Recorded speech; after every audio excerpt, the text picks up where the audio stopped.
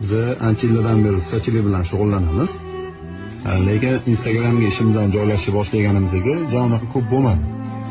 Biz shu vaqt ichida bitta narsani tushundikki, bizani taktichliklarimiz orasida o'zimizning yaqin tanishlarimiz ko'p, bizga hech qachon like bosmaydi, komment yozmaydi, reaksiyalar qoldirishmaydi.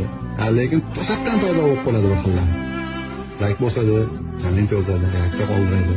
Lekin undan keyin ish etib turadi. Hashar qilib ber, plastik qoqib ber, gipsga almon qoqib ber, filter ber, obloyni o'xshirdi. Agar vaqtimiz bo'lmay uni ishini qilib bera olmay qolsak, kerak bo'lsa atpiska qilishgacha ham borishadi. Shunaqa tanishlar faqat bizadami yo boshqa blok yurg'izadigan ustalarda ham bormi?